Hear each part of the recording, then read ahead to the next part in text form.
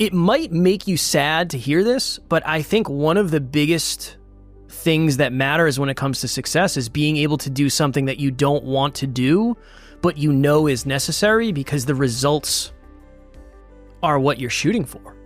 So much of what I do on a daily basis, I don't necessarily want to do. It's not that I hate it, but I have that so often where it's like, I really don't want to do this, but here's a list of 5 reasons I should. And when I do that, I'm more successful.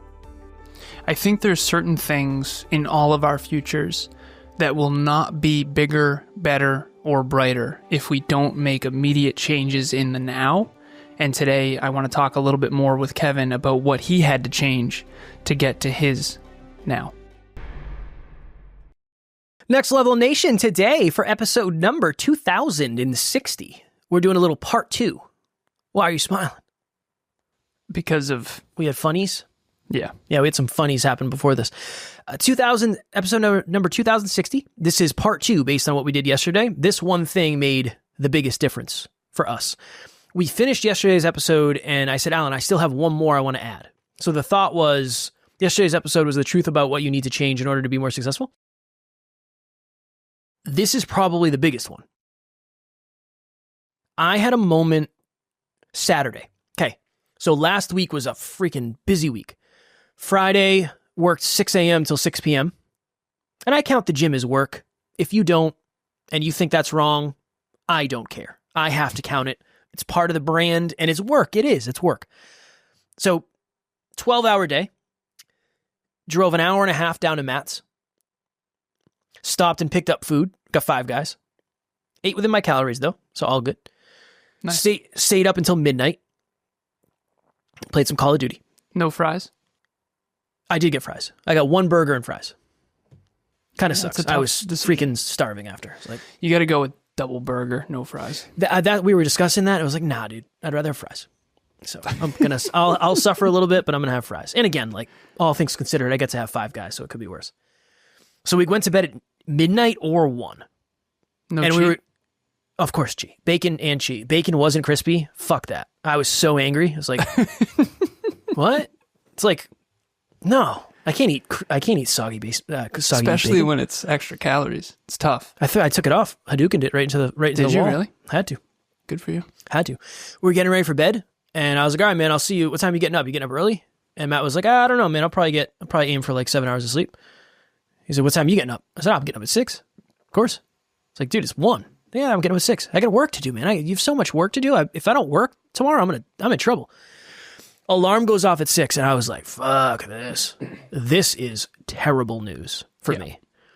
And you ever have a list of stuff that's like, you have 5 things that are like really deep work, and they take a long time to get into, and there's just like, you can't hit flow because there's so many things you have to do within the thing. All the time. I had like 5 of those. And I had a moment at like 6:30 when I had a coffee in hand ready to go where I was like, I do not want to do this today at all. I do not want to do this at all. This is freaking terrible. And then I had this moment where I said, well, you have to. Like, nobody else is going to do it. You said yes to all of these things. Like, you have to push through and you have to do it. And I think that's probably the biggest differentiator between where I used to be and where I am today is I studied to be a personal trainer. I remember I put it off and I put it off and I put it off until my back was against the wall and I had to study because I just didn't want to study. So I just kept putting it off. You can't really do that when you're chasing your dreams because you'll put it off forever.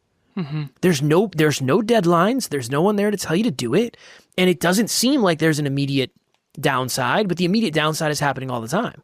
That one thing, whatever that is, you can say F your feelings, whatever the label is for you, right? That sounds toxic. I don't mean it in that way.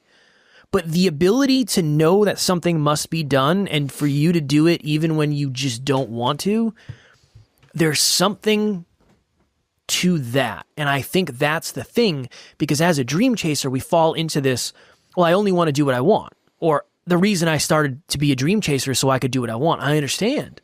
Same. And I do get to do a lot of what I want. But what I want to do is always surrounded by a bunch of small things that I don't. And I think that's like a master skill if you can get there. Nice. Yeah, thank you. I remember I said this on an episode, I believe last week, and I said the science of achievement doesn't give a shit about how you feel. Unfortunately. I'm not saying that's a good thing. It's just the truth. I don't know if you can achieve, I guess I'll say big goals, and big goals are relative.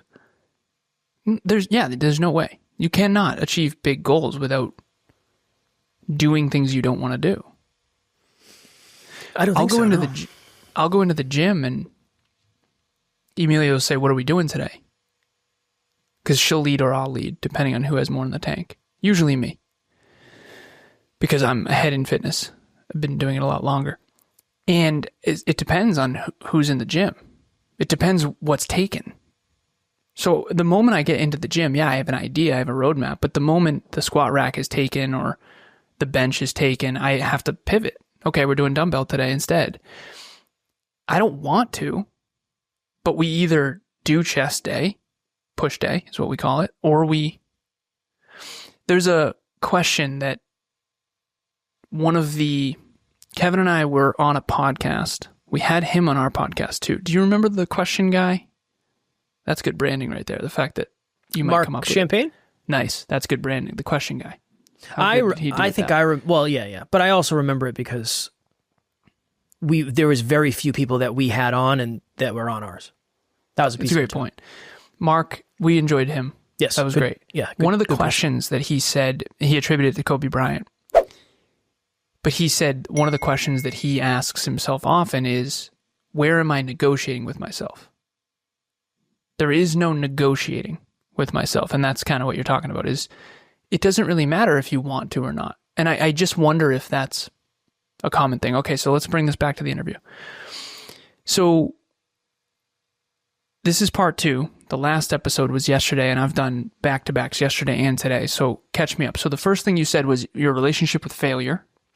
So growth mindset and relationship with failure, I think, or fixed mindset. And then the third one was what? Being able to do what you don't want to do. The third one is knowing that something has to be done and you being able to show up and do it regardless of whether or not you want to. Nice. Which is self-discipline, essentially. Yeah. I think that's like, I was on a podcast today. It was awesome. Great dude. He rescheduled like 3 times and it was like, oh, I'm so excited. He's just a cool dude. And he said, why is fitness so important to you? And I said, because it's proof positive that discipline works. It's like proof positive. I am dieting and there's a bunch of things that I want to eat. Like I wanted to get 2 burgers and 2 fries and a hot dog, but I didn't. I wanted to. It's not that I didn't want to. I went and picked up the food and I told Matt when I got to his house, I was like, dude, I had a fry in my hand. I was going to eat it in the car. And I was like, I got to wait till I get there. So I'm not going to have his fries. But that's a little example. It's not that serious, but that's like, it's the principle of it. It is serious, the principle. Well, I think the principle is serious, not that actual. The principle underneath it is more serious than the practice that I showed. Okay. So you have fixed versus growth mindset, and of course I complicate everything, so bear with me, but it's super fixed, meaning you think nothing can change. Fixed, you think some things can change, but usually it's external to yourself. And then you've got growth, which means you can improve over time, and then super growth, which is you can do anything. Super growth is also dangerous. And it's a spectrum. And they all have their own limiting beliefs associated with them. So fixed versus growth mindset is number 1. And again, this is me priming myself as well. I'm interviewing you about you 8 years ago, what you needed to change to get here, essentially. Because quite frankly, you are honest enough and humble enough to say, hey, I was not going to be this successful unless I changed a lot of stuff. For sure. And your changes will pay dividends forever. It will skills monetize forever. Who you become, you can use forever. The version of Kevin 8 years ago when we first started working together, the biggest client we have that's working with you, they wouldn't work with that guy. No. They would notice, okay, he's a mess. We can't work with a mess. Oh, let's have him run our scope of work. No way. Why would they do that? And I wonder if people fully understand, and I don't mean people, but I wonder if we make it clear enough how important that is. If you can't take care of your own finances, why would someone else trust you? If you can't take care of your own health, I said this in book club, and I don't want anyone to take this the wrong way, but I remember I won a personal training thing, free raffle. And the head trainer there was very out of shape. And I didn't like him. I knew him from the past and I thought he was a dingus. But I said, I want Nate. Nate was the best trainer there. And he was jacked out of his mind. I mean, he was just next level. And I was like, I want Nate. She's like, well, Nate's not available. And I said, well, then I'm good. She's like, what do you mean? Joe is the head trainer. He's the head trainer. He's higher than Nate. I said, don't care. I'm good. This is my time. I'm not going to waste my time. She's like, well, it's free. I said, no, it's not. It's my time. But anyways, to bring this to you, so fixed versus growth mindset, your relationship with failure, and then this last one is just self-discipline. Self-discipline in the things that you don't want to be disciplined in. It's not necessarily discipline for me to go to the gym if I want to go to the gym. It's not that doesn't require discipline if I want to do it. So I don't think I should get full credit for that. Like, strong work. I enjoy the gym most of the time, not all the time, but most of the time I do. When I know I'm going for a workout, like today was back day. I was like excited to do back. Hell yeah, let's go do back. How did you develop so much discipline? Self-discipline, because no one's going to discipline for you. I don't know. That's what's hard. I think I carried over from fitness what I had in fitness. That I think doing a bodybuilding show it's one of the hardest things I've ever done. For sure. Yeah, same. It was terrible. Absolutely terrible. Just terrible. It was bad. And one I won was bad. The other ones weren't so bad. 99.9% of it is the prep. It's like the show day is awesome, but that's one day out of 90. So I guess it's not 99.9%. It's not even that. You were already in great shape for years. Yeah. How long had you been lifting weights prior to deciding to do a bodybuilding show? Oh, man. Decade, right? Yeah, 10 years. Yeah. 10 years. And then you decide to do one, and then it's 90 days of hell, and then it's, I won a trophy, and I won the whole thing. That's great. I don't think you won the overall. I did not win that. No, you won your class. Monstrous. So it's not actually 3 months. It's 10 years and 3 months. But the 10 years was great compared to the 3 months. Yeah, fair. I think I tried to carry that over. And then honestly, I wonder if, I think the best answer I can give is you have to sign up for things. And again, this is a fine line. I've signed up for a lot of things that I really wanted the reward for, but I didn't really want to do. Like, I do a lot of stuff for that big client that I don't want to do. I've learned a lot of stuff. But it's always like, yeah, well, this is what you signed up for, and there's a reason you signed up for it, so you got to do it. We're in a different position as a business where there's people on the team that are way better at things than I am, so I can have a conversation with them and say, hey, I think it's time for you to take this over. You're better at this than I am. But I think that's kind of it. You and I in the beginning fell into roles. I was going to do the audio editing. I was going to do the video editing. I was going to do the thumbnails. I was going to do certain things. You were going to do certain things. Neither of us really wanted to do that. Yeah. Agreed. That was just the requirement. I think, last thing, and I'll kick it to you. It's very easy to start dream chasing and say, oh yeah, I used to have a job. I hated listening to the boss. Your dreams are the boss now. Not you. Your dreams are the boss. Mm-hmm. And you work for your dreams. And I think that's the best way to think about it. Okay. Hello, NLU listener. Thank you, as always, for listening to Next Level University. Real quick, I just want to jump in and let you know about the Next Level Dreamliner. This is a journal that I use every single day. Achieve your dreams 90 days at a time. It breaks down your dreams into goals, milestones, and daily habits. We hope you enjoy it. The link will be in the show notes. The last episode we did, and we still have plenty of time. We got 6 minutes here. Plenty of time. Plenty of time, yeah. It's all relative. The last episode, part 1,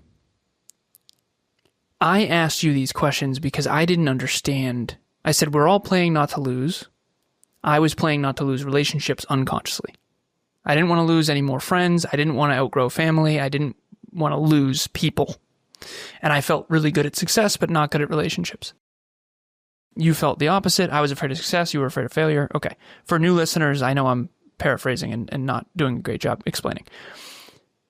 This is similar. And I'm going to say this, even though I'm afraid to say it. I have never once said I want to achieve a result without predetermining in advance that I am also signing up for everything that it takes to require it.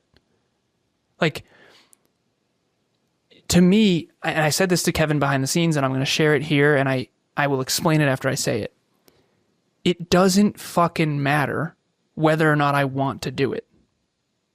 It doesn't matter. It's completely irrelevant to whether... If I want to achieve X result, it doesn't fucking matter that I don't want to do Y, A, B, C, D. And this is a better metaphor. If I want D result, it doesn't fucking matter that I don't want to do A, B, and C. It's irrelevant. But you're aware of what A, B, and C are. I think that's where in the past, I don't know if I was always aware of what it would take. So did you presuppose, and this is a good question I want you to actually answer. Was there a part of you that thought that you'd like it? Like, when people set goals, and I know I sound judgmental in this, I want to try my best to be me, but also be centered.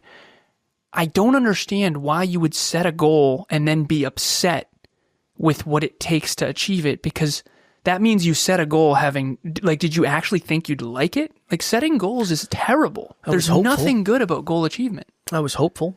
Yeah, because if I'm already miserable, the last thing I want to do is be miserable more.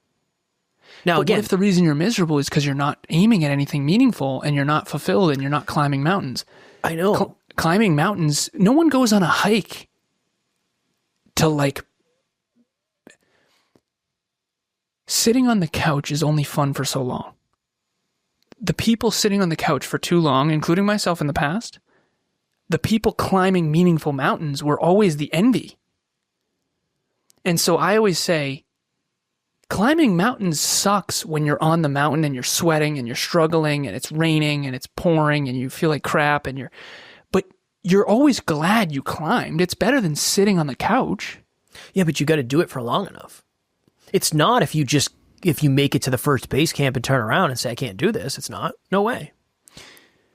Because then you feel like a failure. So many of the goals I started, I use this example. There was a time where I was like, I'm going to order phone cases from China and I'm going to have my own little eBay business. Nice. And then when I started it, I was like, I don't want to learn how to do all this. Fuck that. I thought it was going to be easier. And then I just stopped doing it. I think that's the norm. That's how it works. That's how it worked for me. That was it. What would you do now?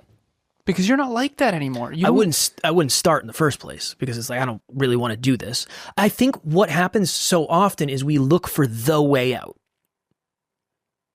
I was on a show the other day and I was like, one of the dumbest things I've ever heard on social media is, if you hate your job, you should start a business. No. You should look for a new job first, is what you should do. Yeah. You shouldn't just, I don't like my job, I should go work for myself. Fuck no. That person's obviously a business coach. Or I think they were trying to sell you business coaching. Or if right now you're struggling for money and you want to be able to control your income, be your own boss. No, you will be broker for a long time. Can you explain control your income? Like, I don't even know. It's a dumb thing. That's what I'm saying. You are in way more influence / control of how much money you can make, because when you're a dream chaser and an entrepreneur and a business owner, there is no ceiling, but there also ain't no floor. Unfortunately, there ain't no floor, and there are no safety nets. I think that's one of the reasons it's so hard to be a business owner, because if you are not disciplined, it is nearly impossible to win. It is nearly impossible because you're competing against people that are super disciplined. Nice. If I say this in group coaching, we have a call tonight. You're competing against Alan and I. Now, I'm not saying it has to be a competition. There's plenty of listeners. Like, I'm not saying it from the ego place, but you're competing against people like us who have traded a lot for this. And I know you've traded a lot too, but you can't be skipping episodes. And you can't say, well, I don't really feel like, no, this is serious business. Okay, did you understand? Okay, so real quick, let's say there's a TV show on Netflix. How many shows are there on Netflix? There's, 5,000 at least, if not more? Everyone who produces a show is competing with every other show. Is that a normal, obvious thought? No, because I think even me giving that giving that statement is dumb because most people are competing against themselves first. That's what discipline does. You win the battle against yourself. If you want to win the battle against anybody else, you have to win the battle against yourself first. Nice. Yeah, that's where we have to start. Last question. How do you win the battle against yourself? How did you? Because I think it's different for everybody, but how did you? Make it small to begin with. I'm way more disciplined today than I've ever been because I've done so many things that require discipline. But if you handed me my schedule today and said, all right, cool, go do that 8 years ago, I would have said, dude, no way. Like, how long do I have? Like, this week? No, that's today. And then you're going to do the same shit tomorrow. Absolutely not, sir. Like, yeah. What are you on? Well, what about, last thing, I know I said that 10 times. What would you say to someone who's at the beginning going, I don't want that life? Because the truth is you wouldn't go back. Because this is better. I'm telling you, my schedule's full, but this is better than the alternative. Yeah, you don't want that life now. I didn't either. You don't want that life now. But I think the opportunity that comes from it, the growth that comes from it, as long as it's something you... As long it's as the self-belief and self-esteem and self-worth too, though. You feel good about Kevin now every day. Yeah, no, yes, and I still have... It still sucks to look at my calendar and say, like, how the hell am I going to do that today? Like, that sucks. That part, I don't know. You get better at it. It gets a little bit easier. It's easier anyway because it's aligned. So like even the hard days are still more aligned than an easy day doing what I used to because I love this. I love the grind. I love being in business. I love podcasting. I love speaking. I love coaching. I love helping people. So even on the hard days, it's a little bit easier. Discipline starts very small, just like everything else does. That. You start by setting and keeping the small promises to yourself. That's probably the simplest answer, especially when you don't want to. We are really good at finding excuses. Really good. I mean, humans are really good at solving problems. One problem is, I don't want to do this. How do I make myself not feel guilty about it? That's raining. It is raining. Yes, it is. So I won't do that. You're going to feel like shit about that. You can only do that so many times before you start to understand you're making excuses. So I think you have to start from a very, very small place of discipline, is what I would say. I know you got to go. I do. I know we got to go. Wrap this whole thing. Did you get across what you had hoped? Because you ended the last episode with, we got to do a part 2. Do that part. Like wrap that last part. What we talked about today? Yeah, like when you said, I want to do a part 2, I think we should do a part 2. And I said, well, it's our show. We should. Let's do it. Give us just that. Like what you wanted to make sure got across. There's a lot of people that say discipline doesn't work and discipline, go with the flow and life of ease and all that stuff. And maybe you can have seasons of that. I don't know. Is that going to get you where you want to go? No. Sundays are ease. I have a lot of ease on Sundays. I do. But Monday is terrible. I still love Mondays, one of my favorite days of the week, but it's fucking hard. And people say like, well, you got to let go. I've tried it. It didn't work. No, I got to hang on because if I let go, who's controlling it? It's just going to happen. I can't believe that. I've tried it. It didn't work for me. So I think discipline is one of those things that is a necessary suck, just like a lot of things are. Tracking habits is kind of a necessary suck, for me at least, right? You do you. You can do whatever you want out there. This is what has worked for me. That's a necessary suck. Getting up at 6 is a necessary suck. It's just that's the way I have to do it. It is what it is. And all of those things require discipline because very honestly, none of you would know whether or not I did it. You would have no idea whether or not I did the thing I said I was going to do. You would have no idea if I didn't. I could be lying this whole time. Oh yeah, I get up at 9. I'm just going to go on the podcast and say I get up at 6. I could do that and nobody would know. I would notice. Well, I know. I study you. I know. But discipline, I'm sorry that sometimes it sucks and oftentimes it sucks, but I'm telling you, I think that's the thing. That is the equalizer. The people that are more consistent are more disciplined. And they design their environments better, right? That's a piece of it too. Discipline and design. That. Yeah. Fired up today. Fired up. Nice. When you order something on Amazon, you are paying for it to be delivered. Remember, someone else has to deliver it. There's a reason you're paying. Yeah. You pay money for that. No one can just ship things for free. I hope that lands. Like, I don't think it you're does. paying for someone else's discipline. Yeah. Yes. Every dollar you spend is paying for someone else to do something for you. So if you want to make money, you have to do something for someone else and get paid for it. That's what discipline is. And it has to be something the other person doesn't want to do that they'd rather pay money for. I wonder if I wanted to take that opportunity to bring that in just because I obviously have a sneaky goal to teach economics. I was going to say, that sounds like a Business Growth University episode, good sir. Which is where we're headed. Keep that shit off of here. All right, Next Level Nation, if you're looking for a group of like-minded individuals who are working on their discipline, they're working on their consistency, all of that stuff, they're hyper-focused on personal development, we'll have the link in the show notes for our private Facebook group. Reset by Dan Heath. We are reading it in book club. I love book club. I learn in book club. That's what I'm getting out of book club. I hope that you come. It might as well. I've had someone else tell me, Brandon, shout out to you. Brandon said, I don't know why more people don't come to book club. It's basically free coaching. Okay, come. It's an awesome group of people. You do not have to participate. You can keep your mic and camera off if you want. It's totally free. The link to register will be in the show notes. All right, as always, we love you. We appreciate you. Grateful for each and every one of you. And at NLU, we don't have fans. We have family. We will talk to you all tomorrow. Keep it next level. Next Level Nation.